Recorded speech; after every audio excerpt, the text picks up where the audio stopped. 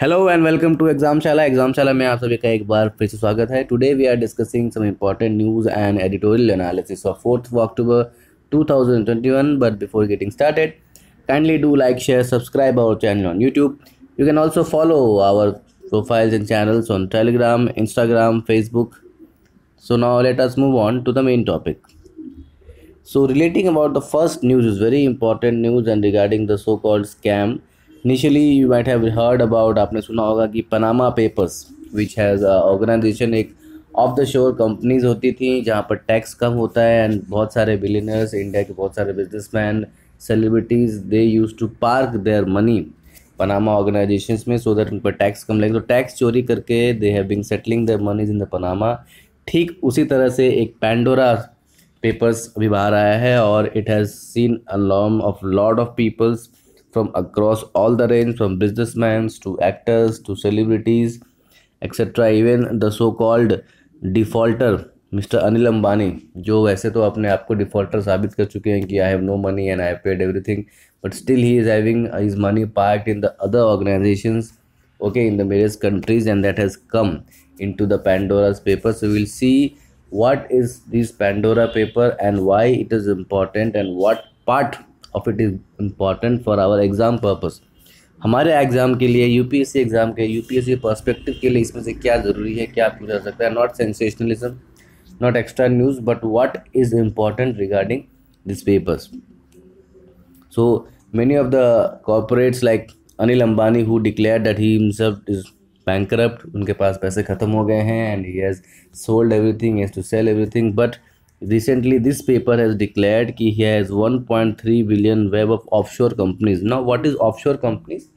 So offshore companies वो होती हैं जो देश के बाहर आपने जो है स्थित की है, जिसका टैक्स या जिसका रजिस्ट्रेशन आपको अपने देश में करना नहीं पड़ता है, बट उसके मालिक आप होते हैं. सो इनडायरेक्टली जो छोटे छोटे आइलैंड कंट्रीज़ होते हैं, मोस्टली इन यूरोप और एशिया पैसिफिक, वहाँ पर इस तरह की कंपनी जो है वो ऑफशोर कंपनीज बनाती है. Basically they form in the make of trust. So एक ट्रस्ट, एक ऑर्गेनाइजेशन बनता है and they park their money inside this, और फिर ये छोटी छोटी कंपनीज फिर बड़े बड़े कंपनीज में इन्वेस्टमेंट करती हैं, फिर उसका फ़ायदा उठाती हैं. The basic reason for doing this कि अगर ये अपने देश में करेंगे या किसी बड़े देश में करेंगे तो उनका फिर इनको टैक्स देना पड़ेगा, और इससे टैक्स बचाने के लिए छोटे छोटे जो देश होते हैं, बहुत छोटे देश, उनकी इकॉनमी बहुत कम होती है, so they allow them a tax free settlement just for certain fees, and that is why they are being settling in most the countries like Panama, Virgin Islands, Cambodia, Canary Islands. इस तरह के छोटे छोटे देशों में they are parking their monies and this is called offshore company. So well पर्दा उठ गया है. बहुत सारे डिफ़ॉल्टर्स हो, इवन बहुत सारे सेलिब्रिटीज़ हो, even for the name of Sachin Tendulkar and many Jackie Shroff etcetera, all celebrities from all the range has been included in this. So will see what it is. और किन किन क्षेत्रों में आप देखेंगे कि जो छोटे छोटे देश हैं, Switzerland, Cyprus, Seychelles, Singapore, Hong Kong, Virgin Islands, Panama, Belize, Honduras, यहाँ पर रीयूनियन आइलैंड्स, इस तरह के छोटे छोटे देश हैं जहाँ की इकोनॉमी बहुत कम है. वो क्या करते हैं कि ऐसे बड़े बड़े कंपनीज़ के या बड़े बड़े टाइकून्स के सीईओज के ऑफशोर को, एसेट्स को, मनीज को कहते हैं कि they can come and they can invest, they can own their substituent company. एक कंपनी खोलने के बजाय एक फॉर्म खोला जाता है और उस फॉर्म पर उनको टैक्स देना नहीं होता. वो फॉर्म बदले में जो पैसे कलेक्ट करती है इन द फॉर्म ऑफ ट्रस्ट, और फिर ये ट्रस्ट किसी बड़ी मैन्युफैक्चरिंग कंपनी में या सर्विस कंपनी में अपने पैसे लगाता है, उसकी शेयर होल्डिंग करता है. द ओनली बेनिफिट उन देशों को या इन बड़े मर्चेंट्स को यहाँ पर ये मिलता है कि उनको उतना टैक्स, जो कैपिटल गेन्स टैक्स, जो भारत में 25 से 30% है, यूएस में भी उतना 25 से 30% है, अभी उसको 20% करने की बात की जा रही है. तो जो कैपिटल गेन्स टैक्स है, यानी कि जो आप शेयर मार्केट में या मैच्योर मार्केट में जब आप पैसे लगाते हैं और उसमें से जो आपको टैक्स देना पड़ता है 20 से 25%, इवन समवेयर इट इज़ 25-30%, वो नहीं देना पड़ता है. और वो टैक्स बचाने के लिए ये छोटे छोटे देश जो हैं वो अलाउ करते हैं, and that is why most of the company, most of the big merchants वो इस तरह का अपना हेडक्वार्टर जो है इन जगहों पर स्टैब्लिश करते हैं, सो दैट कि उनको अपना टैक्स नहीं दिखाना पड़े. And all these investments are done है so in order to get more income. अभी ये इंडियन एक्सप्रेस ने इसको उजागर किया है. It's not been proved thoroughly, but what we need to understand through it, that we have already understood, and what is this Pandora papers and what does it matters. So Pandora papers में recently एक 14 global corporate forms है जो in trust की, इन organisations के papers को, accounts को manage करती है। वहाँ से किसी तरह से वो 11.9 मिलियन फाइल्स लीक्ड हुई हैं, और जिसने ये बताया है कि अभी तक 30,000 के आसपास, 29,000 to 30,000 official company, no official the shell company means which company which do not have any organisation. इस तरह की कंपनियां होती हैं जहां सिर्फ एक ऑफिस और एक फॉर्म होता है, उनसे कोई मैन्युफैक्चरिंग चीज़ें नहीं जुड़ी होती हैं, कोई प्रोडक्शन नहीं जुड़ा होता है, कोई एक्सपोर्ट नहीं, कोई ट्रांसपोर्ट नहीं। They are just like a form which acts as a company. The only thing is they have a particular address and money, so they put their money into another companies, so they are not physically। आप देखेंगे जो company का definition होता है कि इनके पास कोई manufacturing unit नहीं है, ट्रांसपोर्टेशन यूनिट नहीं है, सर्विस यूनिट नहीं है। They are just a trust and form which allows and which saves money into the other firms. Why? Because in order to escape the avoidance of the tax. So these are the official companies, और ऐसे 30,000 official companies का पता चला है, जिसमें से भारतीयों के बहुत सारे नंबर है। So they are lot of Indians who have also invested और who also own such of the shell companies, and they are not just obscure tax jurisdiction but बहुत सारे कंट्रीज में जैसे Singapore, New Zealand, US, clients across the world है इसमें। और problem इनसे ये होता है कि इससे इकोनॉमी का बहुत बड़ा chunk, large chunk of tax has been divided specially from the big economies, and then it is flowing. So what is happening कि इंडियन गवर्नमेंट ने, जो गवर्नमेंट इन बिजनेसमैन को रिलैक्सेशन देती है, ट्रेड एंड एक्सेट्रा लोन्स हमारे Indian bank से मिलता है, लेकिन जो प्रॉफिट का जो माल है they spend it somewhere else, and that is Y पूरा का पूरा टैक्स अवॉइडेंस होता है। That is also in the modern world is called tax terrorism. So document बताते हैं कि जो एसेट्स है, that is the settled places जो है ऑफशोर ट्रस्ट की बहुत सारी है, उसमें शेयर होल्डिंग्स है, कैश है, रियल एस्टेट प्रॉपर्टीज़ है एक्सेट्रा, और कम से कम 380 भारतीयों का पैसा लगा हुआ है from all the sectors. Investment अभी जारी है but there will be a outcoming result. तो ये पेंडेरा पेपर जो है वो रिवील क्या करते हैं? ये रिवील ये करते हैं कि इंडिया का जो रिच क्लास है, जो हाईली एलीट क्लास है, वो भले ही आपको अलग अलग इकोनॉमिक पॉलिसीज़ पे हो या इस तरह की चीज़ों पर आपको they will be guiding the government and they will be saying कि these things are good for the policy and these things are not, but actually they are not creditable. They are also the same kind of the tax लूरेंट and money minders people. So reveal rich हो, famous हो, notorious हो, हर तरह के व्यक्ति का पैसा इस तरह के फॉर्म्स में लगा हुआ है of the shell company. So all are on the same plate, so they are all avoiding the tax।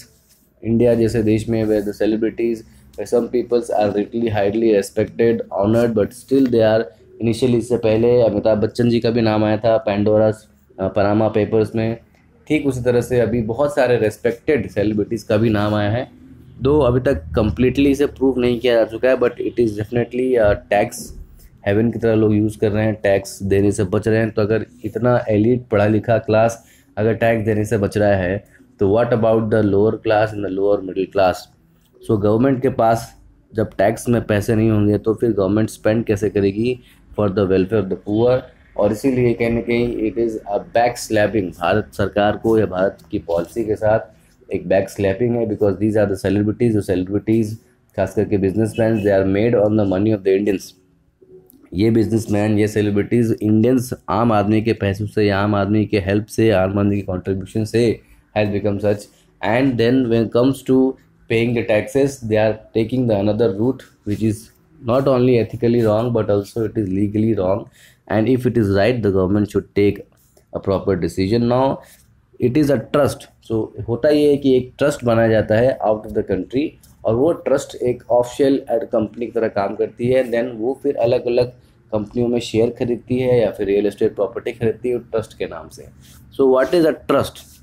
So trust as you all know it's an arrangement जहाँ पर एक थर्ड पार्टी, जिसे ट्रस्टी कहते हैं, किसी इंडिविजुअल्स के हिसाब से सब लोग अपना अपना कुछ शेयर देते हैं, be it money, share, land holdings, और एक थर्ड पार्टी जो है उसको होल्ड करता है और फिर उसके ट्रांजैक्शंस को वो अरेंज करता है। So it is a fiduciary arrangement. एक फिड्यूशियर व्यक्ति होता है, that is a third party which maintains all these assets of different people in the form of a trustee.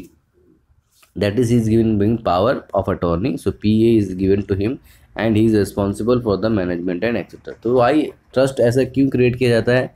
Because trust पे टैक्सेस नहीं लगते हैं एंड इट इज़ नाम उसमें डिस्क्लोज नहीं किया जा सकता। सो ट्रस्टी का नाम तो आपको पता होगा, लेकिन कौन कौन उसमें इन्वेस्ट कर रहा है that is can not be clearly described, और उस पर फिर टैक्सेशन नहीं लगते एंड दैट ट्रस्ट बनाए जाते हैं किसी और काम के लिए। बट व्हाट हैपन्स कि ये ट्रस्ट जो है वो फिर मॉनिटरी चीज़ों में इन्वेस्ट करते हैं, be it properties, share holdings, manufacturing company, और फिर उससे जो प्रॉफिट आता है that is equally shared. So क्योंकि गवर्नमेंट ट्रस्ट के नाम पर, वेलफेयर के नाम पर टैक्स नहीं लगाती, people are spending in the name of trust, but the trust is actually not doing for its purpose, it is actually spending, it is actually behaving like a corporate entity.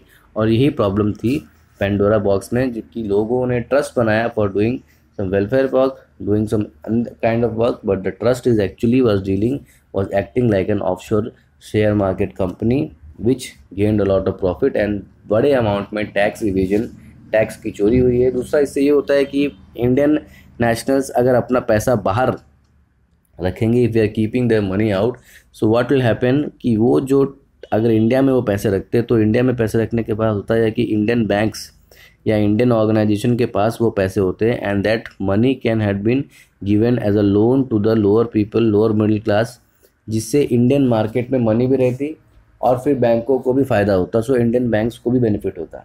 Now what is happening कि अगर ये पैसा they are parking outside the India, so ये फ़ायदा हो रहा है बाहर के बैंकों को। सो इंडिया के रिसोर्स पर बाहर के देश, छोटे छोटे ऐसे देश हैं जिनकी छोटी इकोनॉमीज़ हैं, केवल इतने पैसे रखने से, जस्ट फॉर बैंकिंग से ही उनकी पूरी इकोनॉमी चल जाती है।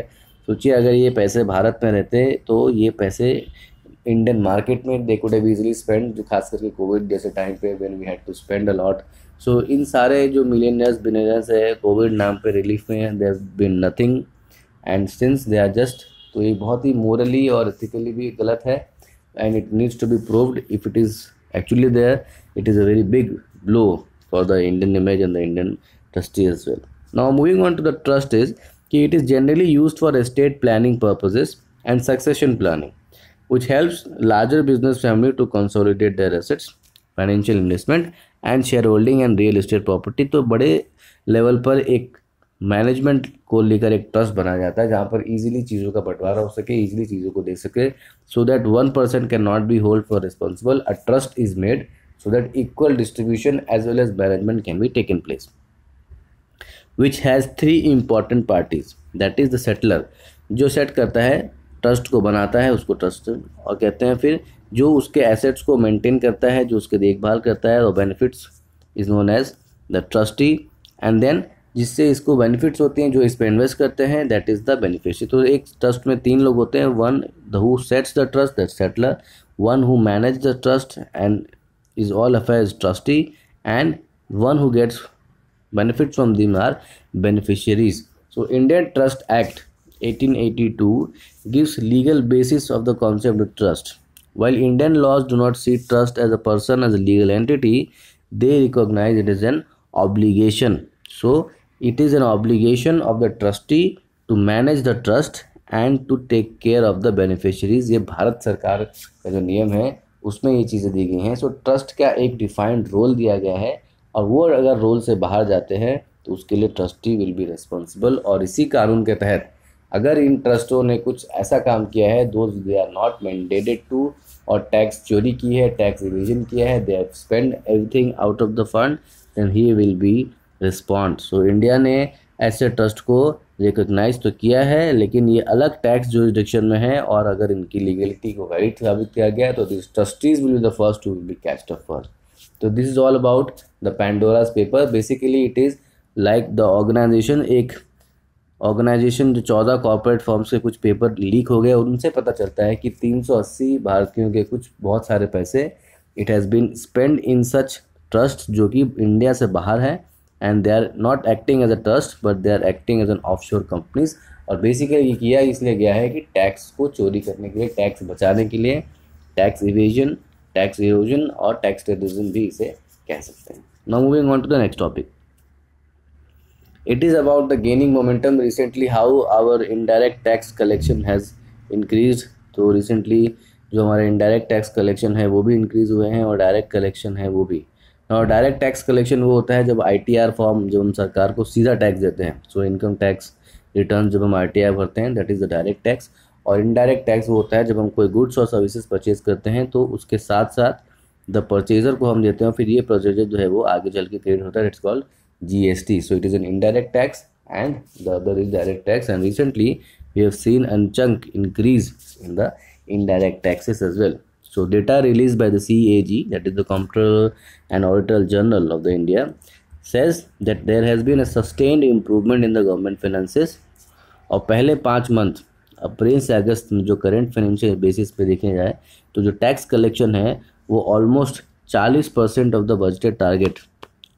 तो ये क्या था कि पहले से कंपैरिजन में अच्छा टैक्स कलेक्शन हुआ, जिस तरह से एस्टिमेट पिछले साल जो कोविड की वजह से उसके एस्टिमेट के तुलना में it has been a better tax collection. और रेवेन्यू साइड में भी जो हम रेवेन्यू लेते हैं उसमें भी डायरेक्ट हो या इनडायरेक्ट हो ने robust growth, that is have again a good growth, and specially the indirect tax collection from the GST has now recently with the increase and many a times it has crossed the 100 crore mark, and that is why what happens is the larger share of tax collection जो है वो अभी भी GST से आ रहा है, जबकि actually इसमें डायरेक्ट टैक्सेस का भी कंट्रीब्यूशन बढ़ना चाहिए, और यही एक कंसर्न है। और इसीलिए जो डिसइन्वेस्टमेंट प्रोसेस को गवर्नमेंट खास करके जो कोविड-19 के बाद when we are spending a lot of money on health sector, on giving rations and PM Kisan योजना, then benefits, DBT schemes, cash related benefits, Ujjwala योजना, इन सब पे जब हम we are spending a lot of money, yes definitely हमारा tax income भी बढ़ा है, बट उसमें इनडायरेक्ट टैक्स की अमाउंट ज़्यादा है, डायरेक्ट टैक्स का अमाउंट कम है, and that is why there is a problem of concern. और इसीलिए government has decided in order to gain money in the capital market, they have decided to disinvest. Now what is disinvest? So जो government की PSU public sector undertakings, government companies, government forms को disinvest किया है, और इसी वजह से जो अभी क्या है कि डिसइन्वेस्टमेंट जो प्रोसेस है उसको हमने टारगेट तो किया है, बट ड्यू टू द कोविड-19 प्रोसेस व्हाट हैपेंड इज़ की कंपनीज जो प्राइवेट कंपनीज है they are also facing losses. So ये प्रोसेस कहीं ना कहीं लैग में जा रहा है। अभी हालांकि एयर इंडिया की बात हो चुकी है, Tata company is going to be the final bidder, अगर सब कुछ ठीक रहा तो Tata company will purchase it back.